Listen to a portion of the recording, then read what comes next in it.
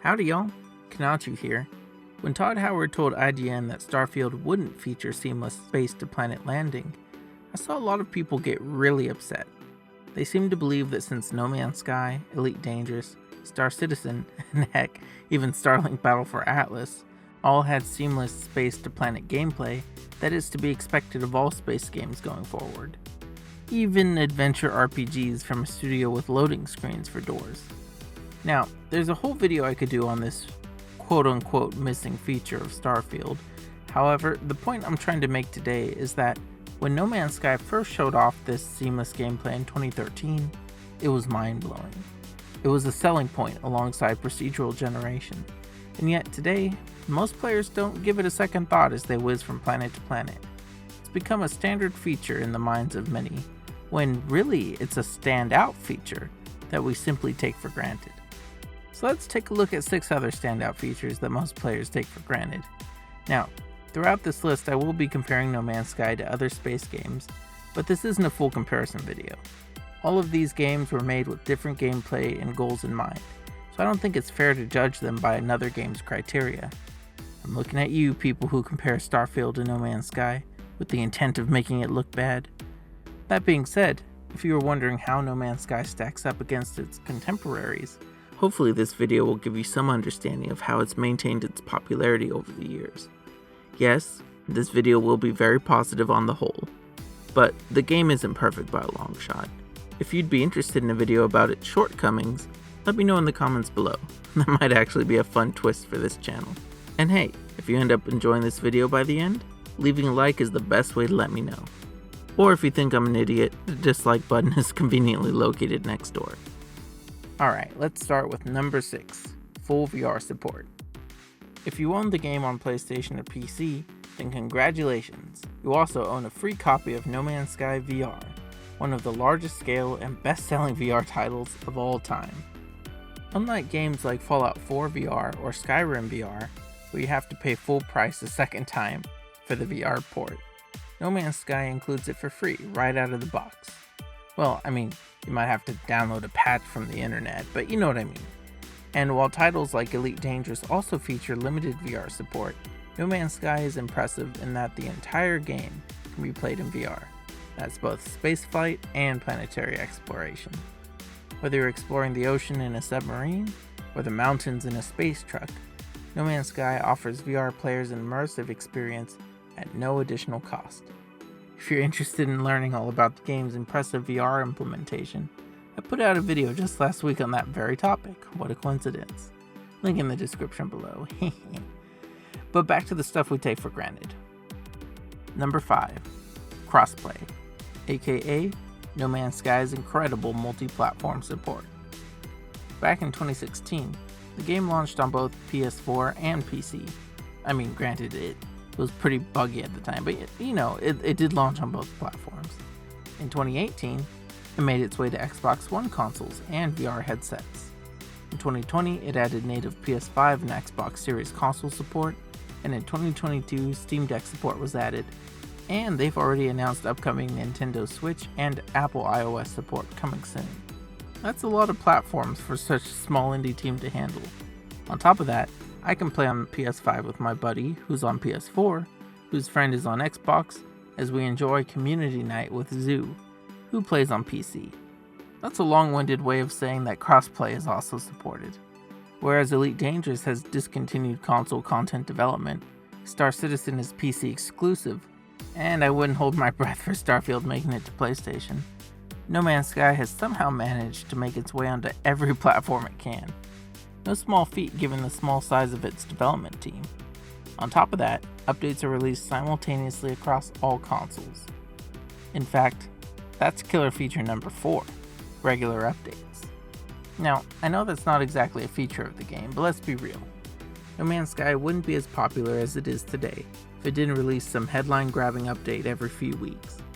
And while the community has come to expect regular updates, sometimes to the point of seeming entitled, myself included, it wasn't always this way. There was nearly 12 months of silence between Atlas Rises and the next update, and we didn't get a patch for like 8 months leading up to the Beyond update. Nowadays, people start complaining on Twitter if an expedition ends and there isn't like a new content tease within 24 hours. In other words, we take the insane number of updates for granted. We also take the simultaneous release of patches and updates on all systems for granted. Console players of Elite Dangerous may remember waiting 6 months longer than PC players to experience the Horizons update, or over 9 months to find out they wouldn't get to enjoy the Odyssey update. I've seen No Man's Sky players freak out when Steam gets an update 9 hours after consoles, or when PS5 is a day late to get a patch. Seriously, Hello Games have truly spoiled us. Back to actual game features though, for number 3 I have base building. While pretty normal by survival game standards, neither Elite Dangerous nor Star Citizen have anything close to it at the moment, though Star Citizen will likely be getting its own settlement building features a little bit further down the line. In No Man's Sky though, you can build a personal shelter, a city, a museum, an underwater base, just about anything you can imagine anywhere you like. Then you can upload it for players on any platform to visit and enjoy. If that weren't enough, you can also completely deck out the interior of your freighter, so you can take your base on the road with you. And again, while it's not groundbreaking on its own, placed against the backdrop of quintillions of explorable planets, it becomes something unique. Bonus points to being able to compose music and build circuits. I could also mention the fact that you can oversee a procedurally generated settlement full of NPCs, but that would be overkill, so I won't do that. Instead, let's move on to number 2, the simulation itself. Okay, I know, the whole game is underappreciated? Wow, woo, what a fanboy. Okay, hold on, I can explain. Elite Dangerous is a 1-to-1 simulation of the Milky Way galaxy, with full-size planets and stars. That's incredible, full stop. However, you can only land on barren planets with minimal surface features or flora. No clouds, no bodies of water, no caves, just rock and ice. On the other side of the spectrum, Star Citizen simulates some of the most detailed planets in any space game. They have multiple biomes, realistic weather and gravity effects, rivers, lakes, oceans, caves, cities, canyons, forests, and anything else you can imagine. No, not that, but almost anything else. However, you can't really interact with most of it. Oceans are mostly just water to look at. Caves are barren, and there's no fauna or animals of any kind, at the moment anyways. But before I go any further, none of this is a dig at any of these games. In fact, Star Citizen is planning to add all of this stuff eventually. But what I'm building up to is the fact that No Man's Sky doesn't just generate terrain for us to explore. It fills it with tons of interesting stuff, at least in some people's opinions. You can get lost in caves for hours and then fly to another planet and find completely different caves to get lost in. You can explore oceans and rivers in a submarine, discovering new species and sunken treasure. You can hunt, feed, and adopt creatures of every shape and size. You can harvest resources, cut down trees, dig holes, build bases, do whatever the heck you want. No Man's Sky's planets aren't just static backdrops to fly over. They're interactive worlds with something to find or do around every corner and under every rock. And while I do have my thoughts on how they could make this experience better and take it to the next level with just a few tweaks, check out this video if you haven't already. On the whole, it's quite impressive what they've managed to pull off. That's why it's so strange when I see people complaining almost every day about how lacking planet generation is. We take it for granted. Yeah, it isn't perfect, but it's incredibly substantial content-wise, and it's totally gameplay focused. Again, people used to gawk at demos prior to the game's release, wondering how such a feat could be possible. But today we get bored because we've seen so many planets filled to bursting with things to do. It's a great problem to have. It also mostly applies to those who have been playing the game for years already. New players tend to be overwhelmed with all the content on hand, while veteran players often log in just to check out the latest updates content before getting bored again. Their words, not mine. But this leads me to my final killer feature that we take for granted.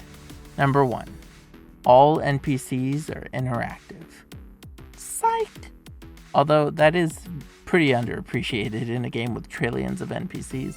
But no, number 1 is actually that everything is free. Updates, free. New story content, free. It's also microtransaction free.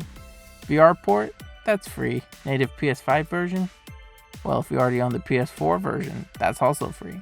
If you found an old disc of the game somewhere that someone tossed out in 2016, then congratulations. You also found the latest version of the game with all content. You found the full VR port and the dedicated PS5 version. The value on offer here is incredible. The reason I say we take it for granted though is because I often see people on Twitter asking why they're still charging $60 for a 5-year-old game. And while that makes sense for most games, No Man's Sky is constantly adding new content for free. New features, better graphics, almost every update. In other words, it's worth significantly more today than it was at launch. But hey, that's just my personal perception of things. But what do you think? Those may be my 6 killer features that players take for granted, but maybe I'm just being a fanboy about it. Let me know in the comments below whether you think these features are underrated or not. Or maybe you have your own picks. I'd love to see what you have to say. Also, what do you think of all the No Man's Sky comparisons lately? Do you think they're flattering, annoying, warranted? I personally think it's pretty cool that a lot of people suddenly see No Man's Sky as some kind of gold standard for space game development. However, the amount of semi-inaccurate statements I see floating around does make me roll my eyes from time to time. But hey, I'm a huge nerd, so that's probably just on me. But that's it for the video. Thanks for watching. This video was a little less specific than usual, but with a possible update on the way soon, I've been a little hesitant to make videos on specific features that may or may not change in the next few weeks. I also haven't been able to produce any bonus videos the last couple weeks due to work and being out of town for the 4th, but I should be back on track with those soon. And if you don't want to miss out, be sure to subscribe. Speaking of which, thanks to everyone who's already subscribed. I really appreciate your continued support as I try and figure out this whole YouTube thing. Feel free to let me know in the comments if there's a specific kind of video you'd like to see from me. I can't promise I'll make them, but I'll at least consider it. So, thanks again for everything, thanks for watching and supporting, and I hope you have a great one. See you in the next video. Bye!